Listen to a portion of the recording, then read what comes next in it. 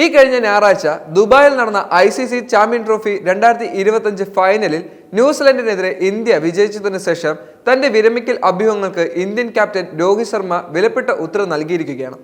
ഫൈനലിൽ ന്യൂസിലൻഡിനെ 4 വിക്കറ്റിന് പരാജയപ്പെടുത്തി ഇന്ത്യ തങ്ങളുടെ 3ാം ചാമ്പ്യൻസ് ട്രോഫി കിരീടം സ്വന്തമാക്കുകയും ചെയ്തു.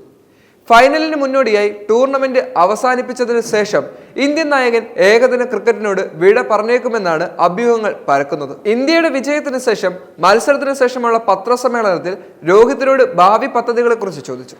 ആദ്യം ചോദ്യത്തിന് മറുപടി നൽകാതെ ചിരിച്ചുകൊണ്ട് പറഞ്ഞു, കോയ് ഭാവി പദ്ധതി നിഹേ ജോച്ചൽ റാഹേ ഓ ചലേഗോ. ഭാവി പദ്ധതിയില്ല, കാര്യങ്ങൾ അതേപടി തുടരും എന്നായിരുന്നു ഉത്തരം.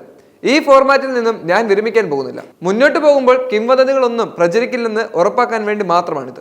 തുടർച്ചയായി തോൽവി അറിയാതെ ICC ട്രോഫികൾ നേടിയ മുഴുവൻ ടീമിനെയും രോഹിത് പ്രശംസിച്ചു. കിരീടം നേടാനുള്ള ടീമിന്റെ തയ്യാറെടുപ്പിനും അദ്ദേഹം നന്ദി പറഞ്ഞു. നമുക്ക് കാണാം, 2 ICC ട്രോഫികൾ നേടുന്നത് ടീമിനൊരു വലിയ നേട്ടം തന്നെയാണ്.